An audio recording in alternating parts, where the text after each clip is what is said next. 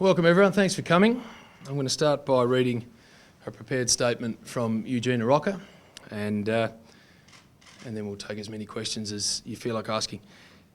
Eugene has written to me, as a result of matters beyond my control, I've handed in my resignation to James Brayshaw effective immediately. I will remain a proud and passionate member of the North Melbourne Football Club and will fondly look back on my time as CEO. I want to thank my loyal staff for their incredible work, hard work and support. I want to pass on my best wishes to the playing group, to the board and the football department for a successful future. I'd also like to acknowledge the amazing North supporters and urge them to continue to back the club and get behind the mighty Royal Blue and White. North Melbourne has been a big part of my life for the past 5 years and I will remain part of the Kangaroo family for a long time to come. I spoke to Eugene Arocca this morning at his house, where he told me he was resigning effective immediately, as you've just heard. In my time with Eugene as the CEO of our footy club, we have come a very long way. From building the $15 million facility that we sit in now, changing the constitution to move from a shareholder ownership structure to a member-owned and run club, taking membership from 23,000 when Eugene took over to a record this year of around 33,000, revenue from 23 million in 2008 to its current position of around 30. And there's lots more, of course, I could dive into, but in any way you care to measure it, Eugene's impact on our club has been profound. We thank him enormously for everything he's done for the North Melbourne Footy Club in his time as CEO, and I, of course, along with the board and the senior management and everyone attached to the North Melbourne Footy Club, wish him well in the future and know that he will always have great friends here at Aegis Park. Why did it come to this, James? Oh, look, it's a good question. It's obviously what was reported this morning. Eugene rang me and said, I want to catch up with you. I sat down with him and said, mate, what's this about? And, put bluntly, he said, I consider my position untenable and I'm resigning. So, in its simplest form, that's what happened. It was an emotional discussion. It was, those sort of discussions are never fun. But, when your CEO says that he considers his position at the club untenable, you need to listen. Sounds as if there's been tension there for some time. No, I don't agree with that, and I know that's been reported. I've always had, I think, a really good relationship with Eugene, as has the rest of the directors, or have the rest of the directors. There isn't a feud, there's never been a feud. That doesn't mean that we don't have robust debate and argument and discussion on issues to do with policy and strategy and the direction the footy club's headed. It would be negligent of me as the chairman and us as a board if we didn't have that sort of dialogue with the CEO. But this business of us having a rift or not getting on or whatever is an absolute nonsense. So he refers to matters beyond his control in that statement. What are those matters? Well, I think he read what was reported in the press today and he decided that, in light of that, his ongoing role as the CEO was no longer able to be done. But with respect, you can't say that's a ridiculous claim. He's resigned. He's out. Yeah, he's resigned because he doesn't think he can continue to do his job. What I'm saying is a ridiculous claim is that he and I have this reported rift. I know it isn't the case. I know if you spoke to Eugene, he'd tell you it isn't the case. So I'm not sure where that comes from. Why does he think it's untenable then, Jim? Well, I think if you look at the context of what was said in the articles today, and I think he looks at it and says, well, regardless of how much of that is true or not true, it paints my ability to continue to do this job in a tough enough light for me to resign. Would you believe that Eugene had spoken to the Australian yesterday?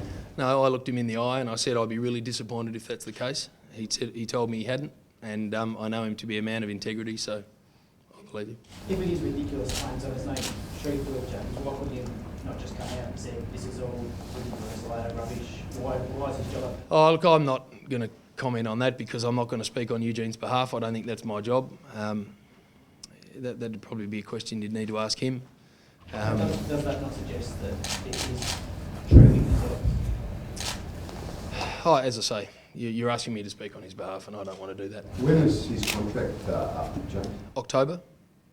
So we had engaged, so that, we were very clear and open on all of this. We had engaged on a process of addressing Eugene's contract at the board meeting in the last month. And basically it was decided that we needed to embark on the process of either re-signing Eugene or beginning to search for whoever might replace him. Eugene was very cognisant of all of that. There was nothing clandestine about it. He knew, because he exited the board meeting prior to that discussion, exactly what was being discussed. He knew that we were going to report back to him. This, again, business of him holding a gun to the club's head and saying, if I don't have an answer by the end of the week, I'm going to resign, is again total nonsense. No one's ever said that to me, certainly not Eugene, so I don't know where that's come from. So when was the deadline? There wasn't a deadline. We were going to get back to him and say to him, this is how it's going to be handled. He was very comfortable with that. There was a meeting scheduled for next week because, for a couple of reasons, it couldn't be done this week with key people. And there was no angst in that at all. It was an absolute beginning of a process in June to enable him to have a deadline in October. It's just proper board behaviour, and it had begun. It was ongoing. He knew everything about it. There was no cloak and dagger about it at all. So, would you have offered him a new deal? Well, I don't know yet. You said it'd been terrific, and you just praised him for the first 3 minutes. Yep. Why were you considering looking around for? Because, Robbo, I think what you've got to always do in footy is assess what you need going forward. I mean, you can be really proud of what we've done, and Eugene should be, and we certainly are. But we've also got to look at the next 5 years and where we're trying to go and what we're trying to achieve. And look, it could well have been that Eugene was the right man to take us forward. It might not have been too. I don't have the answer as I sit here because we hadn't even really begun the process other than having an initial discussion at board level. So I can't answer that. I don't know the answer. Can we assume, though, the fact that you didn't get that 100% support at that last board meeting, that he got a little bit sort of antsy about that? No, because it wasn't a discussion around support, Robbo. What it was a discussion of, okay, what are we going to do with this? We've got a CEO whose contract comes up in October. How are we going to handle it? We need to put in process a thing where we sit down and go, okay, are we happy with the person who's in there enough to re-contract him? Or do we need to open it up and look at who could potentially do it in the future? We hadn't even got to that discussion point. So I was going to speak to Eugene in the next week and say to him, this was the discussion, this was the findings. If you're wanting an answer in the next minute, which he never indicated to me that he did, it's going to be pretty hard to give you. But we will do, an exhaustive process that'll do it justice. And if at the end of that you're the man for the job, we'll offer you a renewal. If it isn't, we'll go down another path. James, what about your own position? How long do you see yourself staying in this role? Well, I'm not really sure how relevant that is to what we're discussing today, but I am committed to our great footy club and what we're here to do. I'm on record as saying repeatedly that growth is the most important thing that we can achieve over the next 5 years.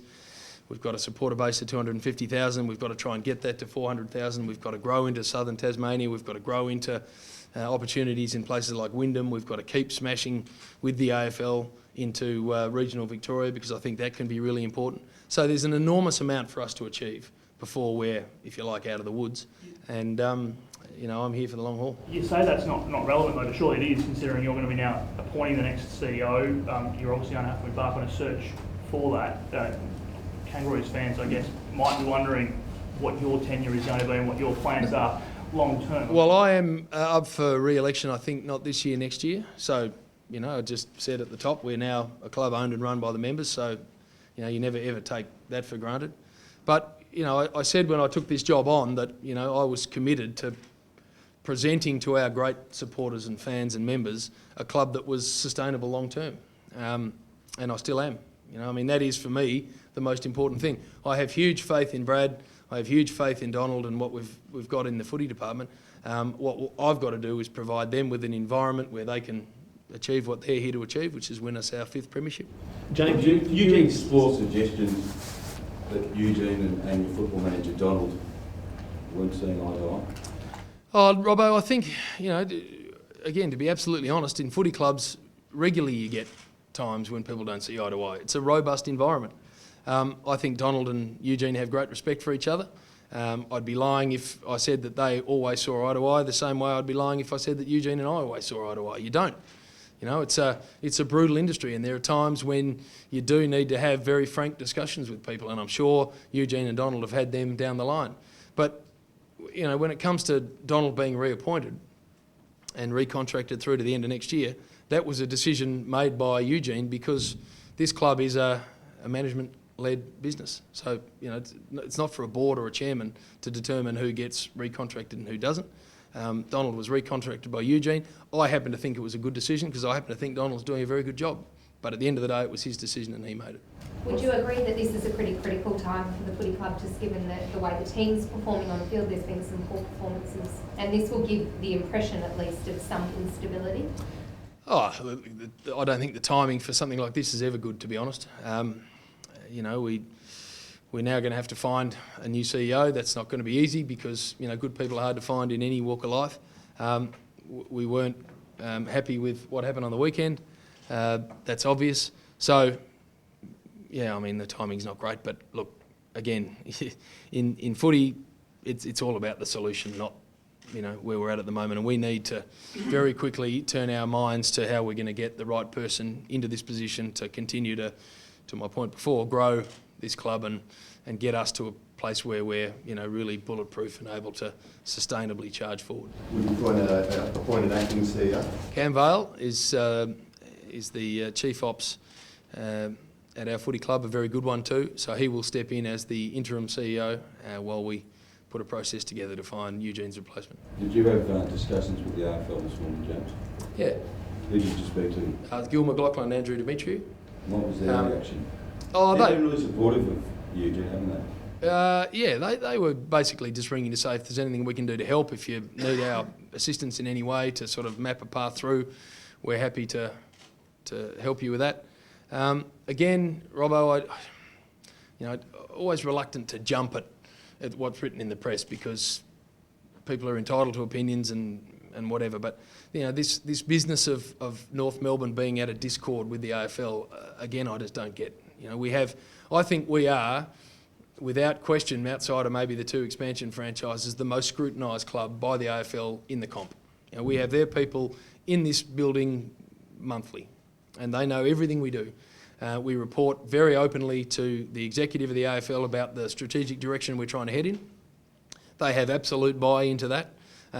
Southern Tasmania is a great example of something that wouldn't have happened unless the AFL and North Melbourne were aligned in pursuit of an outcome.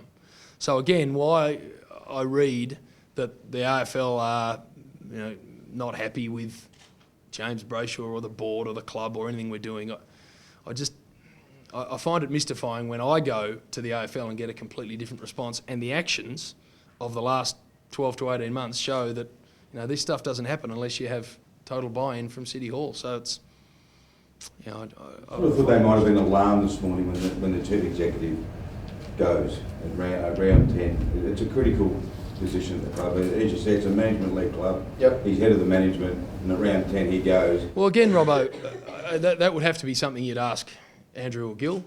Certainly alarmed wouldn't be my description of the discussion we had.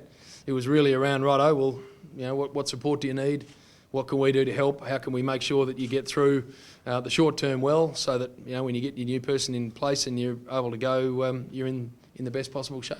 You know, so you wouldn't be prepared to say then that AFL House, you spoke about Andrew and Gil this morning, you wouldn't be prepared to say that they were disappointed? Oh, look, I think they're always disappointed if there's any issues in football anywhere. You know, I mean, they are the custodians of the game, if you like. So, you know, so there was some disappointment expressed in that conversation. No, it was, but again, it's a solution thing we're in. So they immediately said, right, how can we help you make sure that you're okay in the ensuing period? So, you know, if you want to ask them their reaction, my suggestion is that you go and talk to them. James, prior to today, were you aware that Eugene was unhappy? Did he make any of those feelings clear to you? No, I wasn't. We'd had ongoing dialogue about a number of things. You know, I mean, that's what a chairman and a CEO, you know, relationship's about. You have regular contact, as we always did. You speak very openly about all the things we're trying to do and how well they're going. And you know, as I said, there are times and have been times over the 5 years where we have violently disagreed with each other. But that's exactly as it should be. You know, I would be horrified if you had a CEO who never said anything and just did as he was told. And you know, one of the things I loved about Huge is he's got that street fighter part to his personality. And you know, he was passionate about lots of things, and lots of things that he was passionate about ended up being really successful. So, you know, I won't shy away ever from the fact that we, you know, had robust discussion around lots of things. But no, I wouldn't have said that, you know, I had a sense that he was unhappy. Are you confident that he had faith in you and your board? Yes, I am. James, you say he said it was untenable. Did you believe his position was still untenable? I had issues with what was stated today, obviously, and you know, my great belief with the context of what was being alleged was that if, you know, a fair bit of that's true, then we've got a big problem with, you know. Did you try to talk him around, James? No, I didn't. I tried to say to him, where are we at with this? You know, what is it? What is a lot of this about? What's the story? How do you think, you know, we should go forward? And as I said, my real concern was that it had come straight from him, because I thought that would be, you know, pretty poor. And as I say, he looked me in the eye and said, no, that is absolutely not the case. And, you know, as I said, we've had 5 years of knowing each other well enough that if he looks me in the eye and tells me that's not the case, then I believe him. So if you do believe him, Jim, why didn't you fight to keep Eugene Arocca? Because, Robbo, if someone says to you, I'm resigning because I consider my position to be untenable, then I'd... Why untenable? What was the... Well, again, I think you need to discuss that with him, because I'm not going to answer for him. But Why isn't Eugene here today? Well, he was asked to be here, and I totally understand why he didn't want to be. He didn't think he was capable of standing here or sitting here and going through this process. So he said, I'd prefer to provide you with a statement rather than be here. He was absolutely asked to be, Robbo. And look, he obviously is of the belief that what has been said this morning has left him in a position where he can't continue to do his job. And I think we've got to respect that. What's more concerning to you right now, James, your situation with the CEO or the on-field? Oh no, the CEO is a huge importance, because you know that's the head of your club. You need to get someone really quickly into that position who is able to take the strategy that the board's handed down and deliver the growth we're discussing. You know, really make all the things that we're trying to do achievable. And so the absence of that, even though we've got great faith in Cam Vale's ability to step into the breach and do a really good job, you know, our priority as a board will be over the next, you know, 2, 3, whatever months it is, to find the absolute best replacement for Eugene and get the best person in to run our company and footy club, so that we can continue to go hard in the right direction. With regard to the football, you know, I'm on record regularly as saying Brad speaks for football at this club. I think he's absolutely the right person to do that, by the way.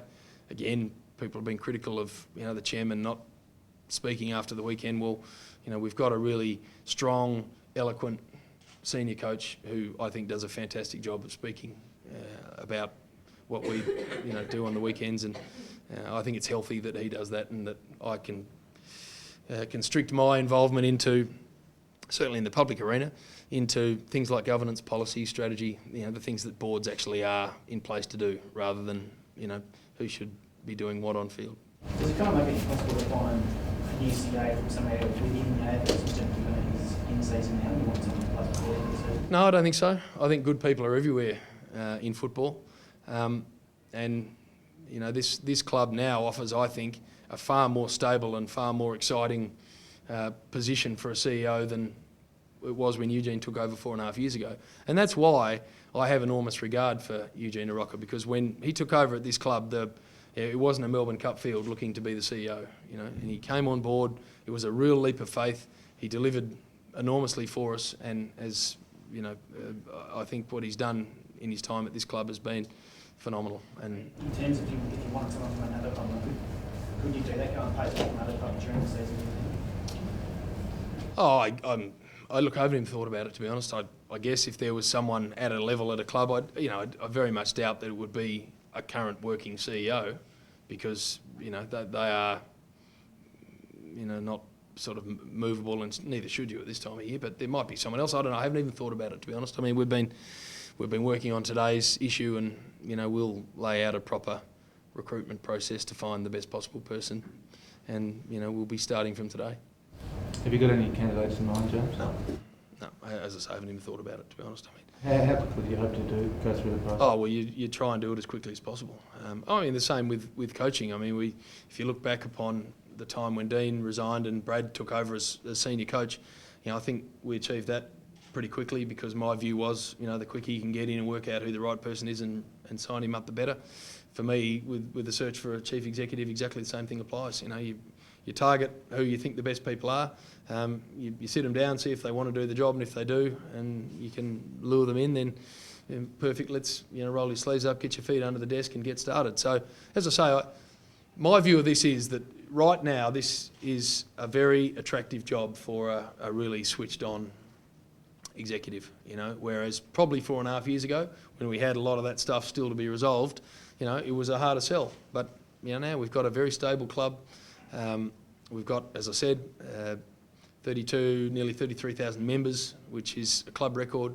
$1 million already eradicated off the debt. Still a long way to go with that, but some huge strides have been taken off field to really shore the North Melbourne Footy Club up, and we've also got great growth opportunities around the things I discussed. So, I think it's a really exciting time to find someone really good to come on board as our CEO. Can I just ask, clarify one thing? The first time you found out that Eugene was angry or upset or disenchanted was this morning when you picked up the paper? Yeah, I read the paper and I was alarmed by a bit of what was in there. And so, as you do at footy clubs, you go straight around to someone's house and you sit in front of them and you go, right, where are we at? Now, there's a bit of what was in there that I just thought was fanciful, and there was a bit in there that I thought was, maybe not quite on the mark, but there was also a fair bit in there that I thought, well, if there's basis to any of this, then we've got a problem. Eugene told you he didn't speak to the paper, so he didn't pass on any of that information. Did you ask him about those bits that you thought were legitimate? Yep. Did you say, are they legitimate reasons? Are they legitimate? Yeah, legitimate concerns, and he said, well, I consider my position now to be untenable. For why? For what parts, Jimmy, in that story did Well, Eugene Robbo, say, yes, actually, that is a concern of mine? I'm not trying to avoid your question, mate, but as you can imagine, it's a pretty emotional, raw conversation when someone offers their resignation. So what I wasn't going to do is then grab the article and go, right, let's work through this point by point and find out what, I just said to him, mate, if you've come to that conclusion on the back of what's been reported today, then, we've got to accept it and go forward. So to clarify, if that article had not have been in the paper this morning, you think he still would have been here and happy, or would he still have issues? No, I think... The article that he's... Oh, no, there's no doubt that was like a touch point, I guess. But as I say, we had embarked as a board on the process of handling either Eugene's reappointment or the finding of a new CEO come the end of October when his contract was up. He knew that. Absolute, total transparency around that. So I can't answer your question other than he was absolutely aware of what was being discussed. And I can tell you that no decision had been made around his tenure at all. It was purely, which is absolutely appropriate at board level, you sit there and you go, okay, how are we going to handle the reappointment or recruitment of a new CEO? And that was, the ball started rolling middle of last month, and was going to then come to the next board meeting where a much more comprehensive plan was going to be put in place. So it had advanced no further than that, and that's where it's at. So we're now faced with a situation where, actually, you were talking about Dean Laidley before, and we had a similar situation with Dean where he just came and said, I can't do this anymore, I'm out. Well, we've had that with Eugene too, and we're now faced with having to replace him.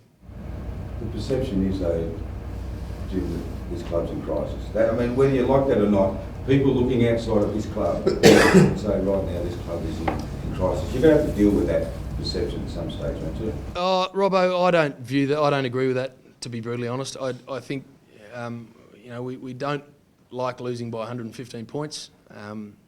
That's just a fact. If you go and ask anyone involved in the footy department, they will tell you that that's a long way from acceptable for our footy club. And Brad, I think, said on the weekend, any criticism we get, we will have deserved, and I agree with him. But we're a footy club, and at footy clubs, everyone's in together, and we're all responsible, and we're all desperate to fix it, and we're all doing our very best. This just adds another layer to that conundrum we're faced with, if you like. We will find someone really good. They will take over and lead this great footy club. We will work out sooner rather than later how to get every part of our business, flying. So I don't agree. I understand where you're coming from with it, but I don't agree with it.